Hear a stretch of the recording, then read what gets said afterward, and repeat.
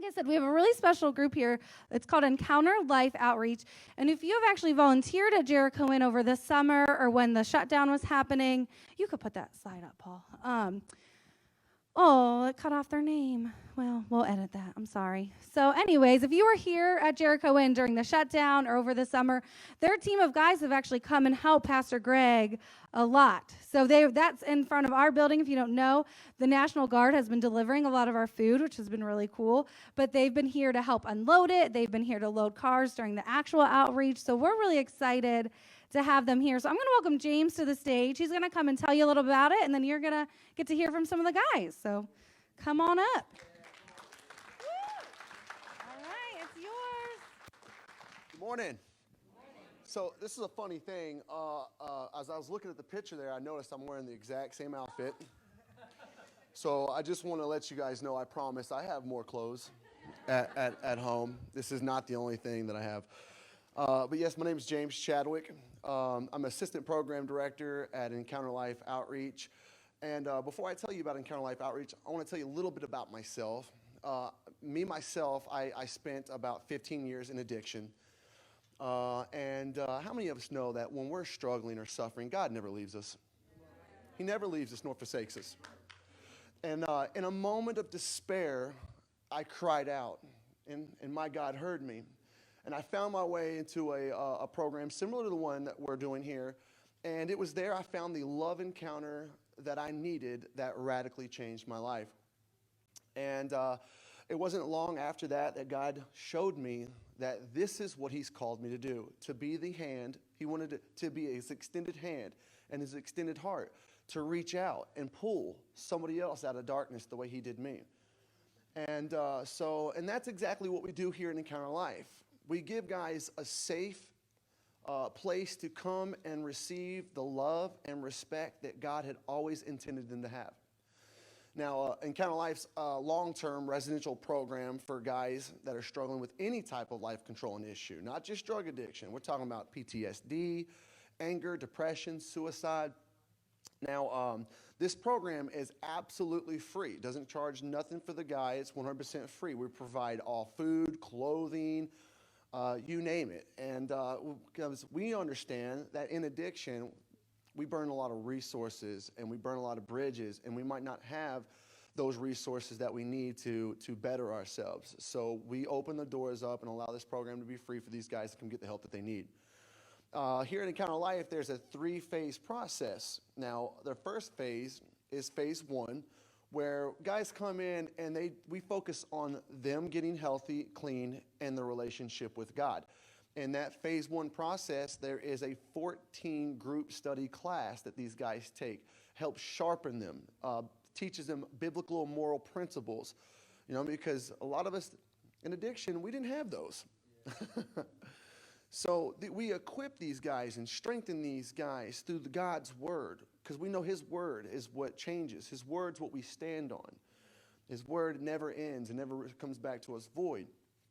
And then after this phase 1, they go to phase 2, and we start getting these guys part-time jobs. And we do part-time because we want them to understand that there's a healthy balance between work and God. We always put God first, but you could get wrapped up in your work, and we don't want these guys to come one-sided.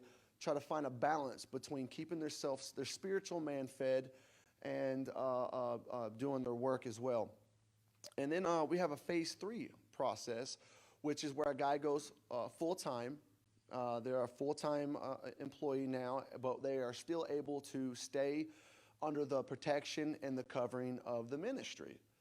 Now we start teaching these guys the responsibilities of paying rent, to providing for themselves. They're no longer getting benefits. They're starting to buy their own food. It just gives them some healthy resources and starts teaching them before we send them out. And so that's what we do at ELO. I don't want to take up too much time, so without further ado, I would like to pass the mic to a very good friend of mine, a prodigy of ELO, Willard Gilliott.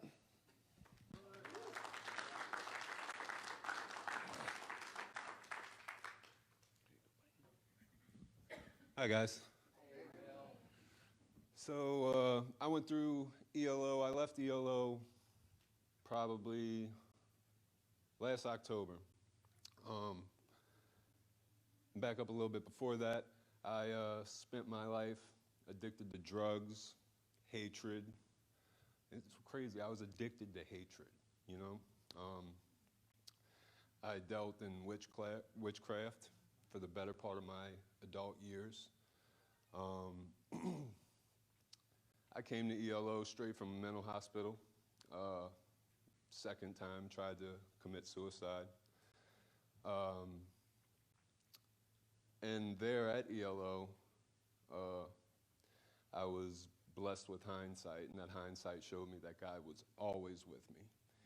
No matter what I was going through and how abandoned I felt, He was there. Also, He instructed me after a short period of time to leave ELO, to go be with my family. A girlfriend I had for about 8 years with 2 kids.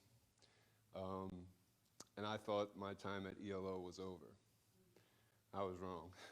It was about a week or so later, I had a dream and I felt led and called back, and I volunteered all my time at ELO.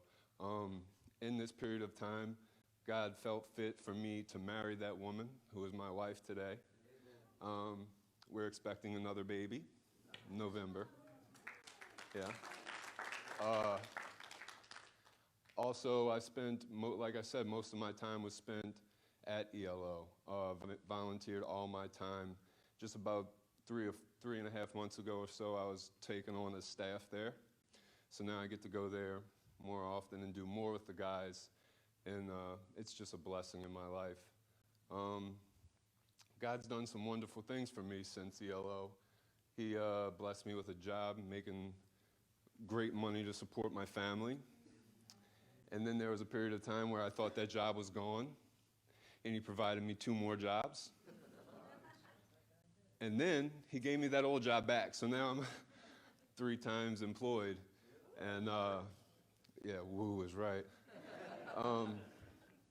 It's great though, you know, I get to spend my Tuesdays with the guys. My phone's always open to the guys. You know, God's taken a deceitful tongue from me and given me the blessing to speak truth and life. And He's great, man, all the time. All the time. He's never stopping working in my life. I see the work He's doing in these guys' life, and it's just really great to be a part of that today.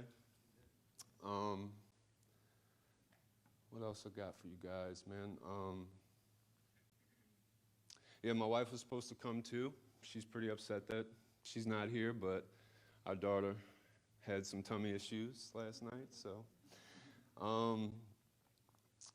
But yeah, that's pretty much all I got for you guys. I don't know who's coming up next. I want to say Randall, Greg. I'm going to give the mic over to Greg, one of y'all's guys.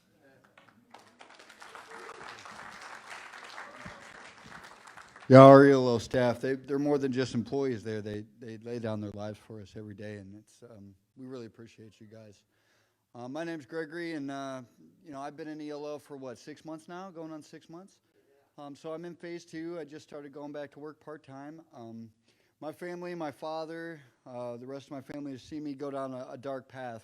From the time I was really young, probably about 12 years old, I started veering down, going, towards drugs, alcohol, and by the time I was probably 15, 16 years old, I was full-blown meth addiction, crack cocaine, all kinds of very life-destructive issues. And since I've been here at ELO, it's been something different. I've been to countless programs that have had no effect on me, but this program's been different because it's been not me just going through the motions of a program, but actually establishing a real relationship with Jesus Christ and allowing Him to change the things in me that are the root causes of my addiction, because addiction itself is just a symptom of deeper issues that I've never dealt with. And God's starting to dig that stuff up and give me new life. And there's really no replacement for an actual relationship with Jesus Christ. There's no meeting you can attend. There's no practices that you can do that are going to replace that. God living in you is what's going to breathe new life out of you. And gosh, it's been a journey to go through the hard stuff, and I'm done skinning my chin. You know, I'm ready to just walk the way He wants me to walk. It's so much better His way, you know, and I just thank the Lord, and thank you guys. Appreciate you. Amen.